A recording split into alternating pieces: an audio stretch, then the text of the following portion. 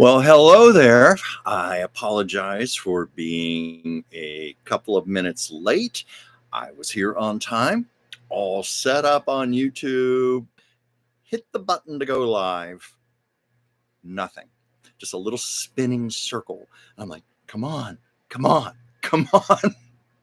So finally, I had to just exit, go back into YouTube, type all my information again, and thankfully now it's working. So I thank you for being here with me, joining me, your everlasting patience.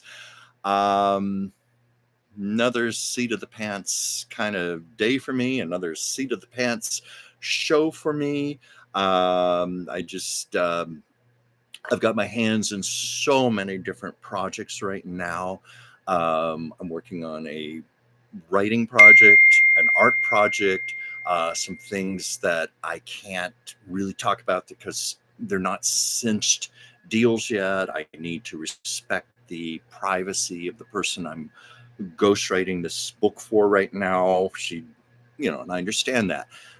Very big art project, I hope, is going to manifest into reality. I'm going to have another meeting next week to discuss this further. Also, in my real life, I work as Dr. Whimsy Anderson's assistant. And one of my jobs every day is to make phone calls to her clients. And I was making calls right up until 3 minutes before showtime. That's been the day I've been having today, staying so incredibly busy. And let's see, I'm just looking to see if anyone has joined me yet over here. So anyway, Mr. Multitasking. Work on art, work on writing, work on my phone calls for Whimsy, giving care to her clients, and oh God, what else am I working on right now? It's enough. It's enough. I've been living semi-retired since the pandemic lockdown in 2020 when I lost my job. Hi, Kathy. Thank you for joining me. And I've never been busier in my life. Only difference is I'm working from home. And yes, Sasha's here, Kathy. She's in the kitchen right now. She may very well make an appearance. We shall see. I can't force her to do anything. She truthfully rules this home. I think I mentioned this once before. I mentioned in one of my videos that I talked to an animal psychic. And I asked, of course, the big question we all want to know about our pets. What do they really think of us? Be careful with that one.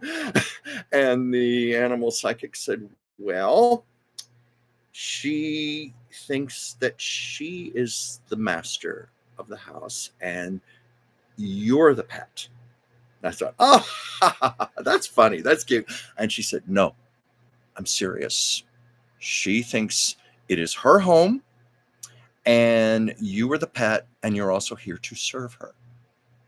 Now, we all have suspected that of our dogs and cats for a long time, especially our cats, but to hear it graphically put to me like that. So I think I picked up my little Siamese princess and I looked her in the eye and I said, you little bitch. That's what you think of me.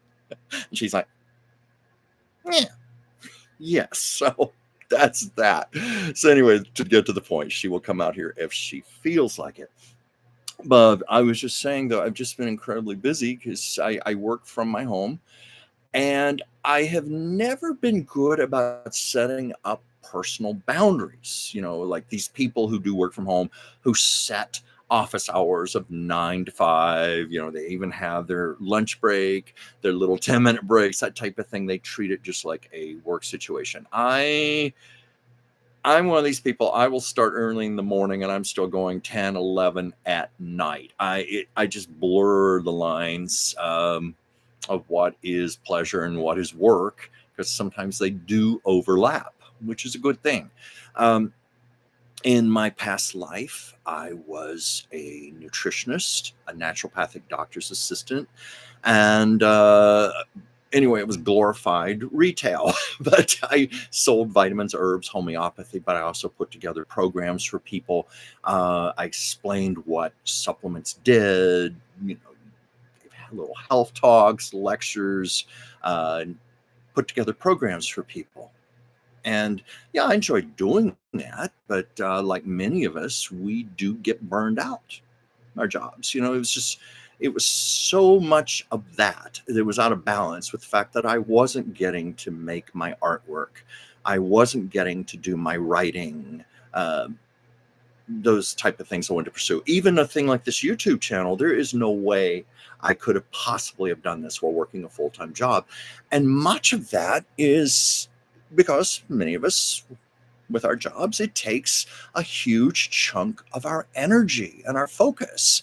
And in my case, because I live in LA, I had to factor in all the drive time to and from work.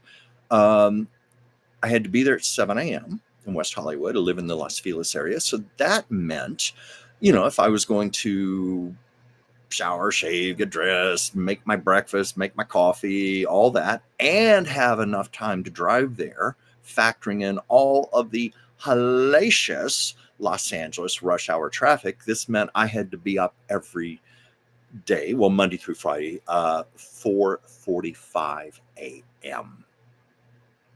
And it was actually worse coming home. The afternoon drive time, far worse. So it was at least an hour to get home, at least 45 minutes to get there in the morning, an hour to get home afternoon, all of that. Anyway, I get home wiped out, exhausted. And that is just not conducive to making artwork, writing, any kind of creativity. At least it is not for me. I was just all I could do to make a little dinner and then veg. And I mean veg because you got to rest, you got to recharge the battery. So veg for like 4 hours or so, and then go to bed and get up the next morning to start the whole process over again. Well, that's not my life now. It was, remember now, it was March 19th, 2020. Just as the pandemic was reaching those epic proportions and we were starting to see our businesses locked down and so forth, and I got a call from my employer, very, very apologetic about this, but she said, Chuck, I'm so sorry, but corporate is insistent that we have to temporarily lay you off because of the pandemic. And we're going to have to do this with a number of employees. You're very valuable to us. We want you back, but we don't know how long this is going to go on. We have to let you go. You're going to have to look into unemployment and that type of thing. Initially, maybe for a few moments, I was upset about that. And then I became washed over with just, I'm free. I'm free. I've got at least a couple of weeks off.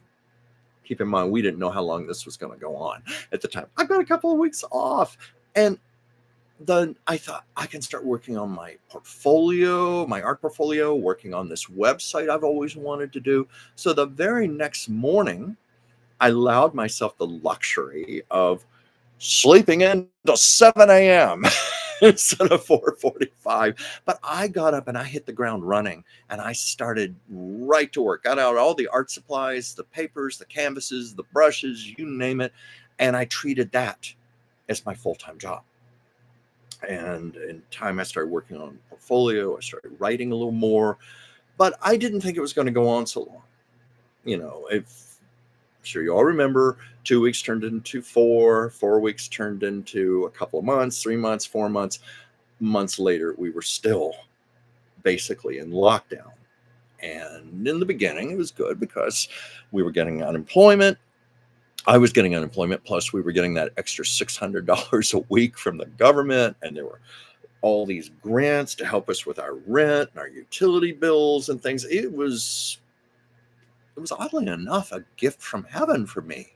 For that first year or so, I was very well taken care of, and I used my time wisely. I used it very well. I put together a website from scratch, www.chuckdransfield.com, if you'd like to see my artwork. Very proud of what I do. I built up a big art portfolio, which I needed to do because I had really neglected my art for the last 10 years or so. I've been so busy with oh, hey Ward, thank you for joining. Don't worry, you haven't missed much. Or if you care, you can always watch the replay later. I was just explaining that this is kind of a seat of the pants show once again. I've been working really hard on a lot of projects. In fact, I was working up until 3 minutes before the show, and I had to shift gears. I've been working on my laptop. I had to repurpose the laptop for YouTube and a live stream. Made sure I got my little lights set up here and everything. And it's great. If this is actually like a little bit of a rest. As I said earlier, I tend to not set boundaries for myself with my work. I am bad about going from like early in the morning until late at night. I don't know when to stop. Working on my art, my writing, doing my responsible work for Dr. Whimsy, this live stream, the live stream I do with Dr. Whimsy on Tuesdays, Taco Tuesdays, 5 p.m. Pacific, 8 p.m. Eastern.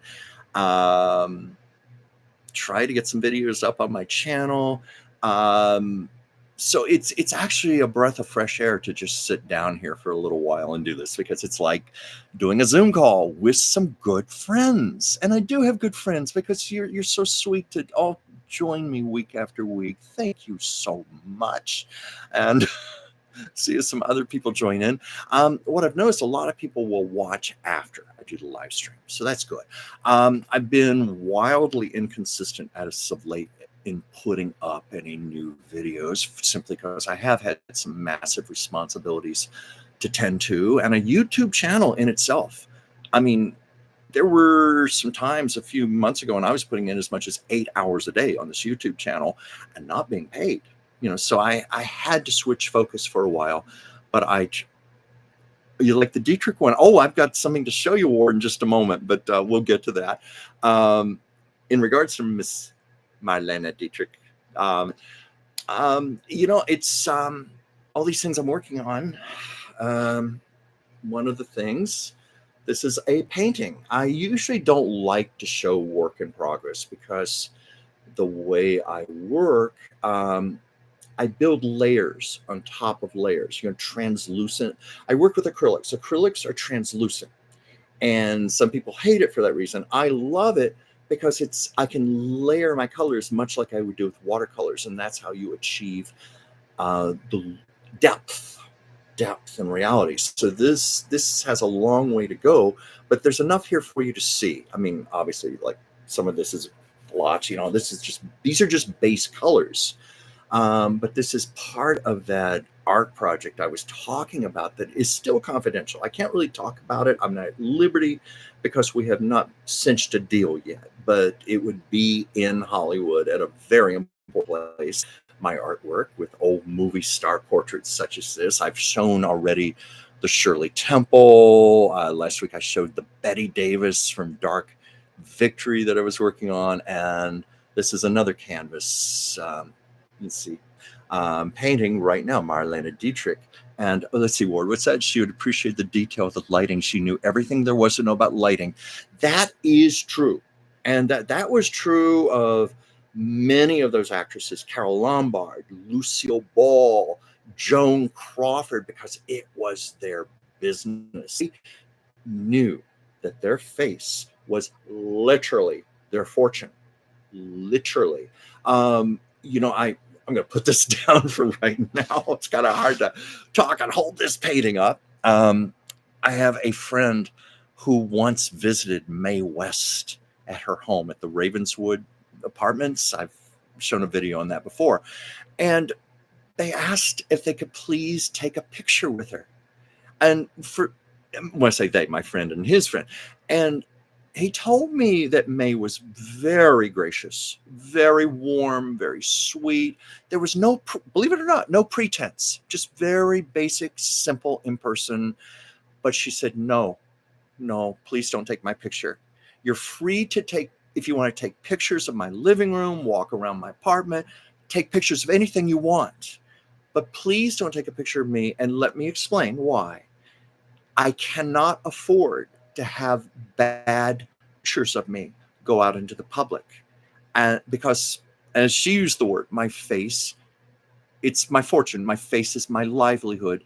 So, and she was so sweet. She said, please understand why I'm telling you no to not take a picture of me. And this was back in the days of Kodak cameras and film. It wasn't like now you can look at the picture on your phone immediately and go, okay, I don't like that, delete that. It wasn't that way. It was even that way once with, not that this is a good person to compare it to the wonderful Mae West, Sean Puffy Combs. If you watch Taco Tuesdays, we've been talking about some really bad stuff about him, but that's another story. But he was in my store once, and where I worked in West Hollywood, and somebody wanted to take a phone selfie with him, and he refused. But eyewitnesses, he was very polite, and he said basically the same thing. He said, please understand, I just got back from the gym. I'm sweaty. I'm not dressed well. I don't look good. I can't take a chance on allowing something and then having it go out on the internet like that. So please understand why I do a selfie with you. So, I mean, at least in both cases, they gave a gracious explanation.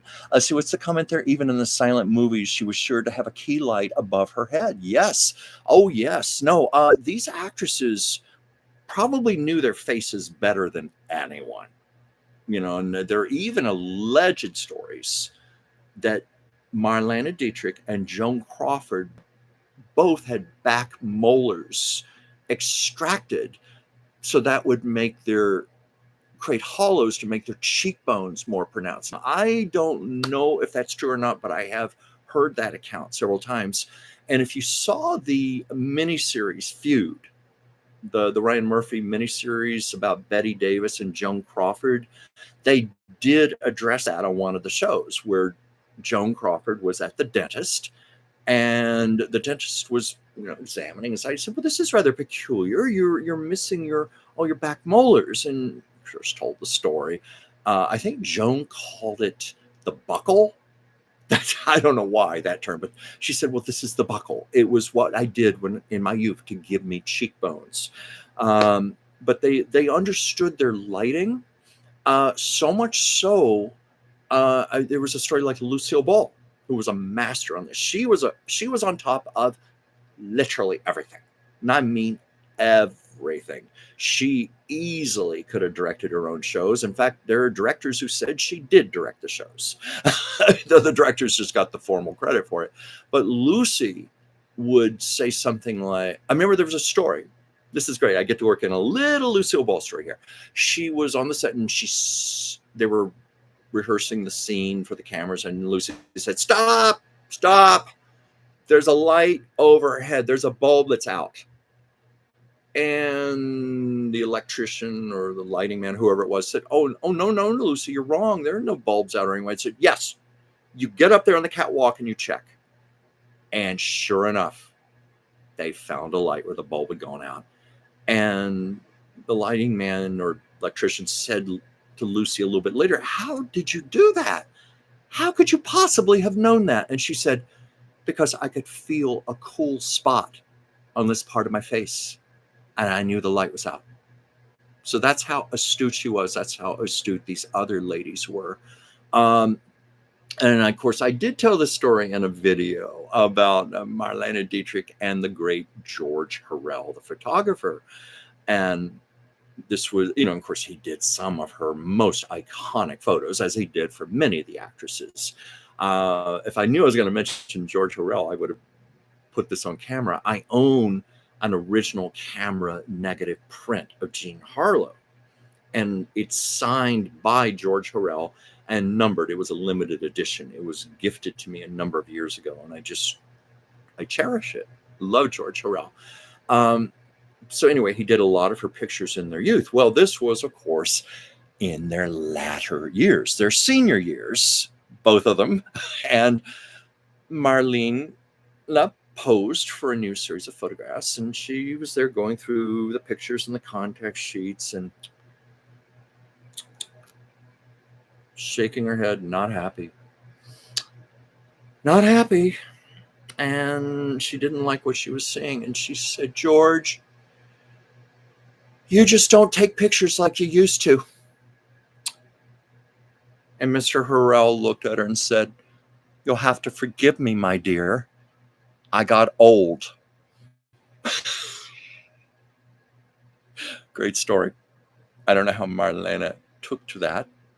What I do know about Marlene Dietrich is she became a recluse in her apartment in Paris for the however number of years, the last years of her life, as did in a way Joan Crawford. You know, these women, their whole public image was their beauty.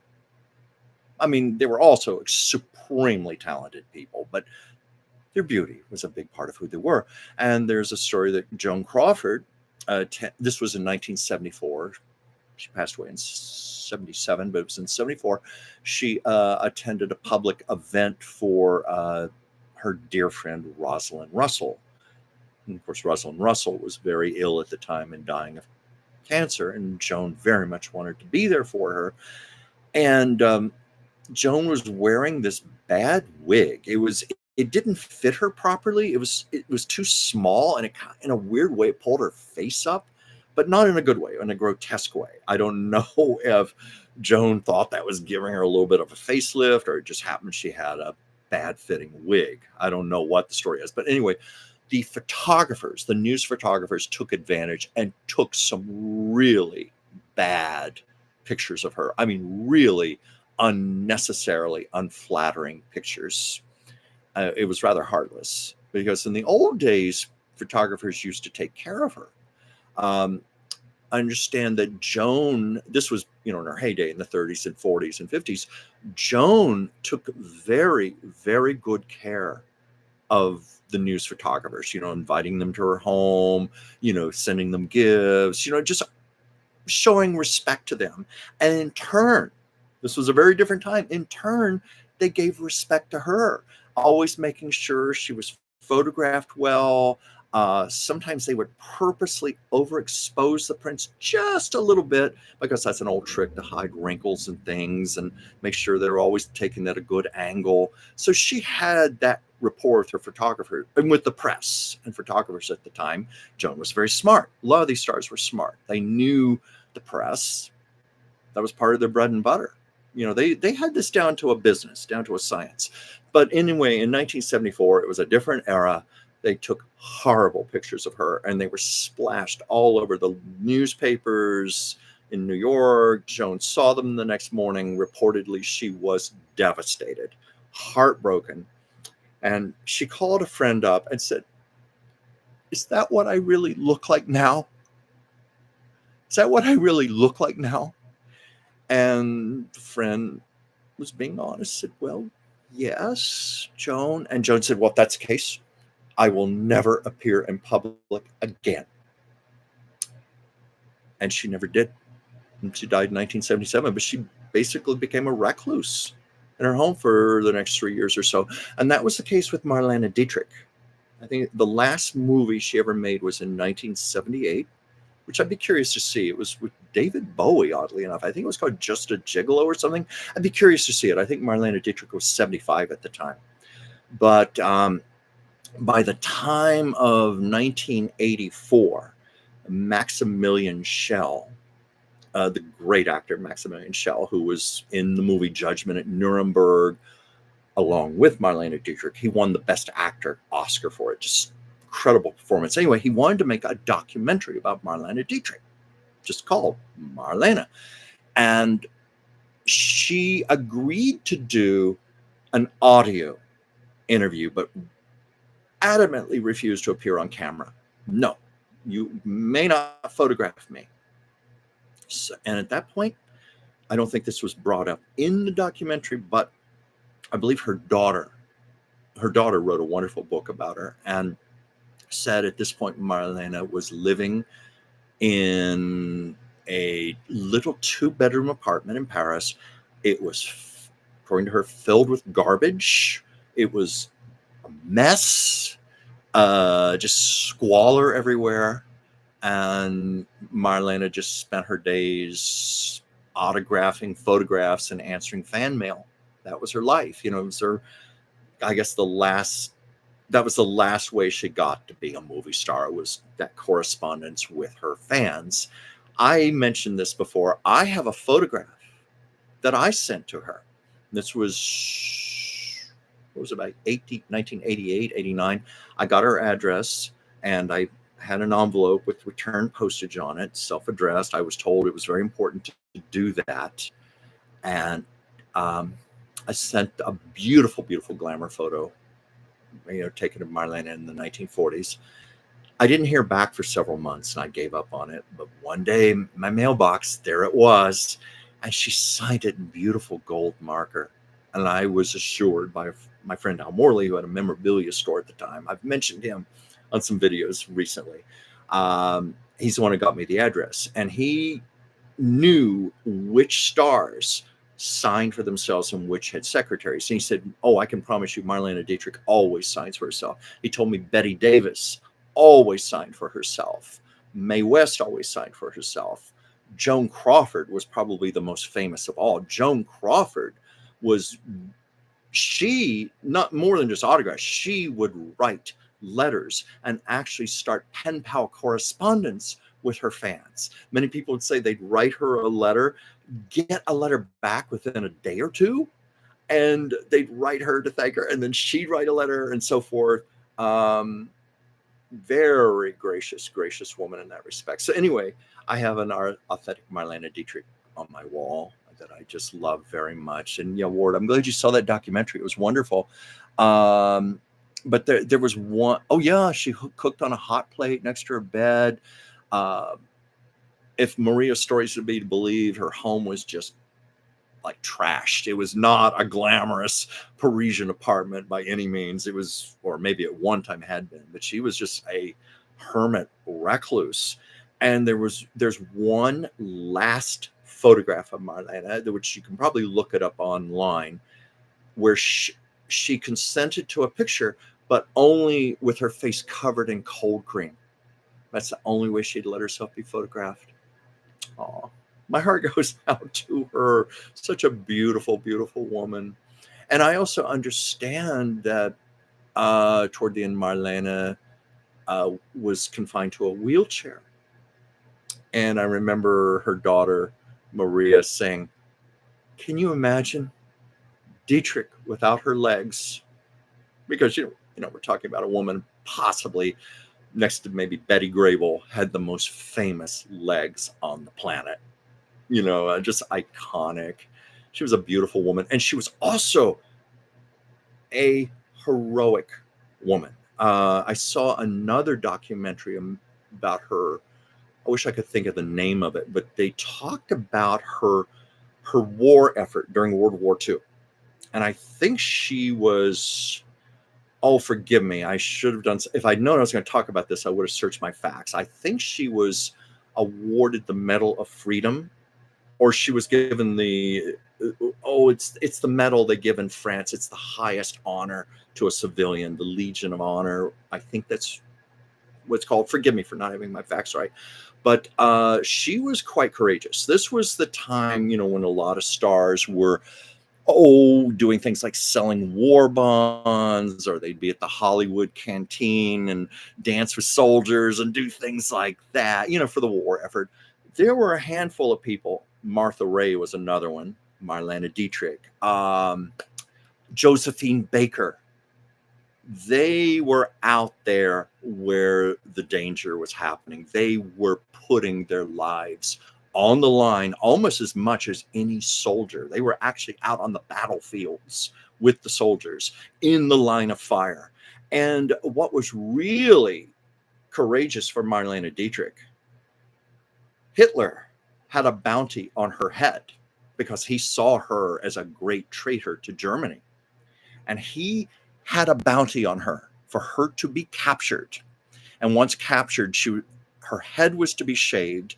She was to be stripped naked and put in a cage in the Berlin Zoo on public display. And I understand the same thing was true for American servicemen, movie stars who were in the service like Clark Gable. Hitler had similar bounties out on them. But Marlena Dietrich was in grave danger. Sometimes she was within miles, just a few miles of the German border. And she went out there anyway. I mean, a great, great lady. And I'm glad I can talk about her right now. She deserves to be celebrated for her achievements. And she did bring us so much joy. You watch her movies, and it's even fun. Like on YouTube, you can find a few of her concert appearances, which are fabulous. Ward, want to hear the football story about Dietrich? Yeah, I don't know if I've ever heard a football story about Dietrich. If you want to tell it, please do. I'll keep on talking here if you want to type it up or want to tell me later. Oh, wait, what's this? Dietrich believed she was a soldier and proud to have been a soldier's daughter. Yeah. And, Martha Ray, I mentioned her name. She was the same. Martha Ray went out there. She actually would sleep in tents with the soldiers. She would cook over fire with the soldiers. She was out there with bombs blasting and bullets firing. She was out there like a soldier, as a soldier, and she was there to lift morale.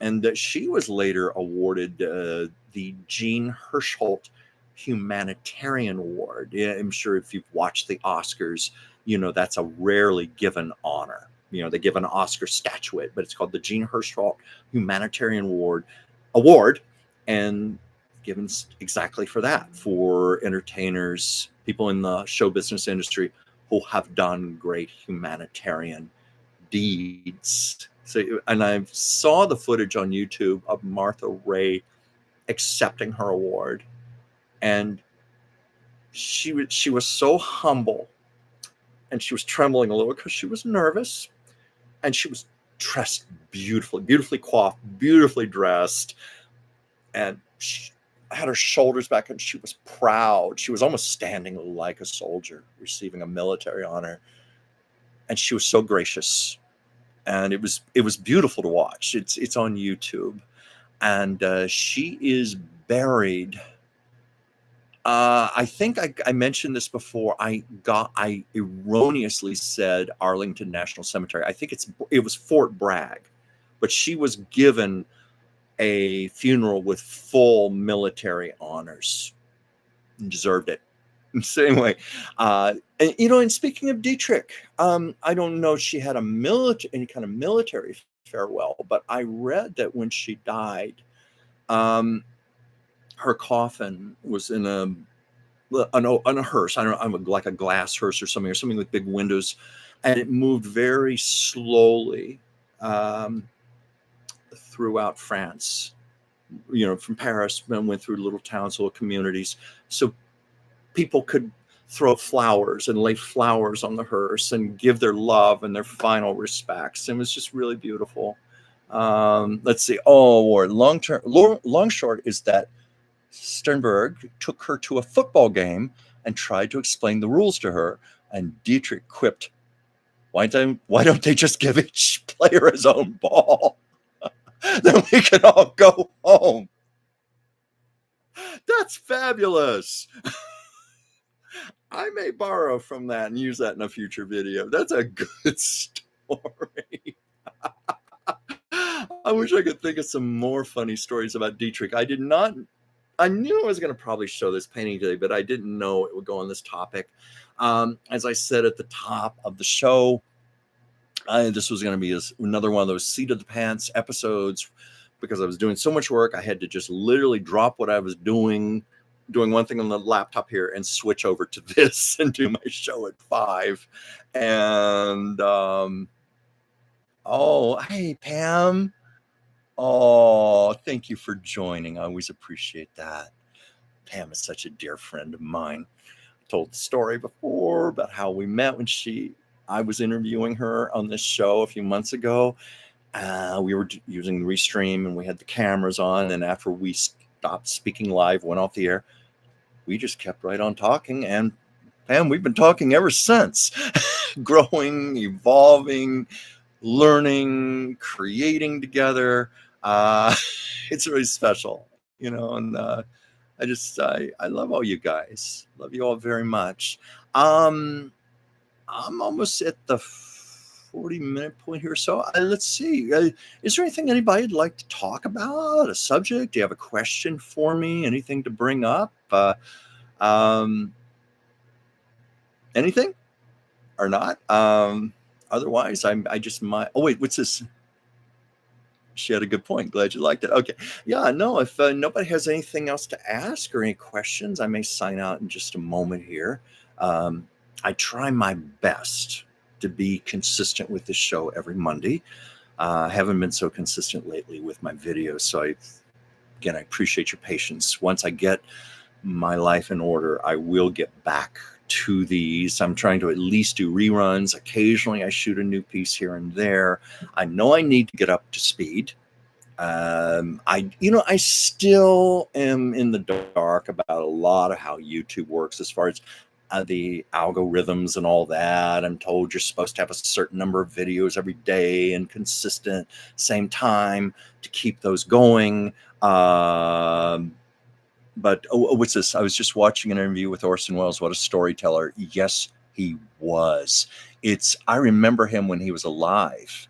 But thank goodness a lot of those talk show appearances of his are preserved on YouTube, because he was an amazing man, amazing intellect, beautiful voice, a gifted actor. So that those qualities made him an inveterate storyteller. Say nothing of how irrelevant the man was. There are many people who said he was quite a pain in the ass to deal with. Dietrich said one should cross oneself when saying Orson Welles' name. That's right, they were good friends. The one story that comes to mind, Dietrich idolized Greta Garbo. Now, she later claimed in one of her interviews she never met Garbo. Well, according to Orson Welles, yes, they did. And he facilitated it. He was well aware of how much his friend loved Garbo. So there was an opportunity for him to introduce the two women. Can you imagine Dietrich and Garbo? So introduce them together. And of course, you understand with Garbo, Dietrich was a bigger than life personality. That was just inveterate to who she was. Garbo was in private, a simple, quiet woman. She had her fill of the Hollywood days. That was over. She said, I never said, I want to be alone. She said, I want to be left alone. Very different thing. She just wanted her privacy. So anyway, Dietrich was like fussing and falling over Garbo, and Garbo was like, I'm paraphrasing this story, by the way, but it was basically, nice to meet you. Hello. Something like that, simple. And that's all there was to it. And they were driving home in the car, and Orson Welles turned to her and said, well, what did you think? And Dietrich was very quiet, paused for a long time and said, her feet aren't as big as everyone says they're supposed to be. That was it.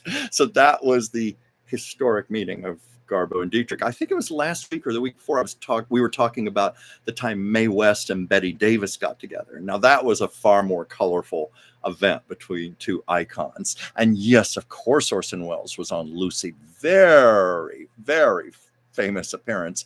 And according to Lucille Ball, it was not one of her favorite shows to do. The part at the end where they did the magic act and he's levitating Lucy. Remember, he called her Princess Lucy.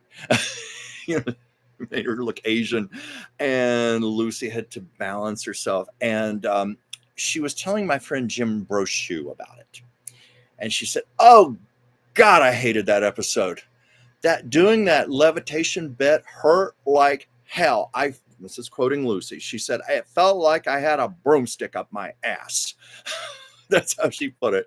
And I'll tell you this, Orson Welles was a house guest. She had a guest house in the back of her mansion by the pool. And Orson reportedly stayed almost 9 months. They couldn't get rid of him. And Lucy said to my friend Jim, she said, "Oh, he was the original Man Who Came to Dinner." You know that play in that movie. He just wouldn't go. And she said he was high maintenance. He cost a fortune to feed, as you can imagine. But Desi had hired him. This was in the late 50s, when Desi Lou Studios was very big. And they were looking for prestige projects, television projects. So they hired Orson Welles to produce this series of documentaries. And they paid him a lot of money, but Orson just kept dragging it on and on and on and on. And finally, Desi was so frustrated and marched down to the soundstage and said, "When the hell are you going to finish this and deliver us a film?" And Orson said, "Well, Desi, I need another $100,000 to complete this. You advance me that, I will complete this and I will have the film to you."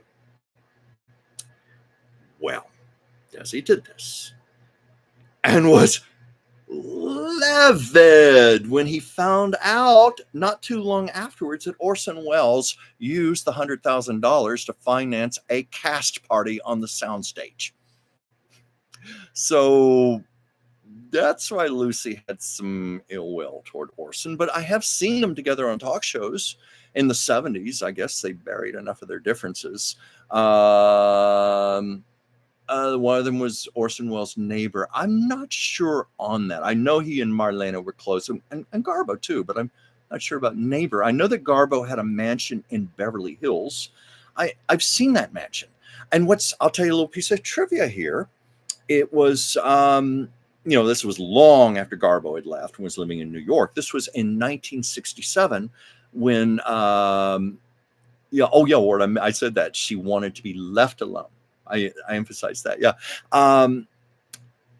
Her former home was rented out by Columbia Studios for Barbra Streisand when she came to Hollywood to make the film version of Funny Girl. She was living in Garbo's former home. And I remember another story about Garbo in her home. I forget. I think it was it gay? She was very close with Gaylord Hauser. It might have been him or Cecil Beaton, but she met with him that afternoon and she said, "I'm very proud of myself. I killed a rattlesnake with a shovel in my backyard." And I bet that snake didn't have a chance against Garbo. And I bet that, I bet that must have been some party. Orson Welles was a man of excess. He died at 70. I believe he was 70 when he died. If you've seen him on the talk shows, he was morbidly obese. And at that point, he was just doing whatever it took to make money. I mean, he was appearing on game shows. I think he did like Hollywood Squares. He was doing those commercials for some cheap wine, which I understand in real life he hated. He would spit it out between takes. In fact, I don't know if it's still on YouTube, but there are outtakes where he is like between takes swearing and calling it like piss water stuff, saying these awful things about the product. But yeah, he was doing the cheap wine commercials. He was appearing on game shows. He was doing Dean Martin roasts, which there's nothing wrong with that. But this was a man many years before who had been one of the most respected actors in America. He was part of the Mercury Theater, Citizen Kane, but Orson lived. He to his dying day, he lived a big life, so there's a lot to be said for that also. So anyway, now we're almost at the 50-minute point. See what I mean? All I have to do is get here and just start talking, and you wonderful friends out there just start giving me things to talk about, ask questions, and before I know it, we're going off on tangents here, and the show takes care of itself, which is something I love about this. I love this spontaneity, and it's just a reminder, I need to do these more often than once a week. I keep saying I'm going to venture forth with a second show a week. Who knows? Maybe twist my arm. Let me know. So, is there anything else anyone would like me to address, talk about, any questions or anything before I sign out this time? I'll wait to hear if anything. Oh yeah, no, it's true about Orson. He did never get over Rita Hayworth. Hey, I'd been married to Rita Hayworth. I wouldn't have gotten over her either.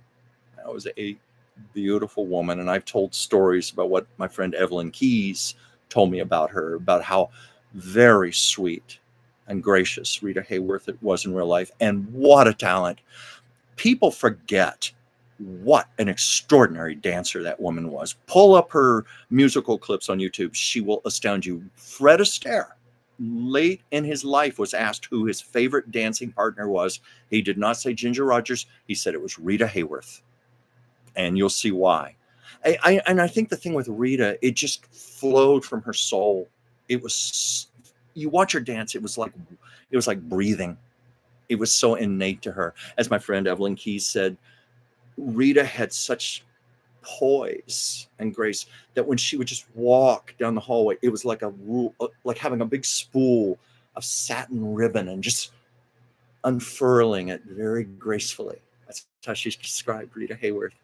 So yeah, he was called a boy genius. Indeed he was, because he was only 23 when he made Citizen Kane.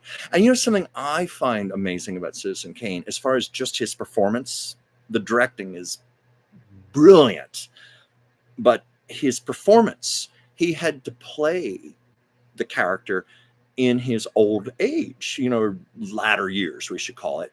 And this is a 23-year-old just wearing prosthetic makeup. It's one thing to wear makeup, but it's another thing for an actor to inhabit the soul of such a person, to capture those mannerisms, those tiny little subtleties, those energetic things that an older person would have that most 23-year-olds haven't a clue how to approach. He did. And I've always been in awe of him for that. So anyway, yeah, the Rita Glide, that's a good way to call it. So I'm going to say goodbye to you for right now, because I'm going to get back to all my work. I have to get ready for, among things, the live stream I'm doing tomorrow with Dr. Whimsy Anderson, Taco Tuesdays, 5 p.m. Pacific, 8 p.m. Eastern, because we are going to do an author interview. I need to finish reading the book.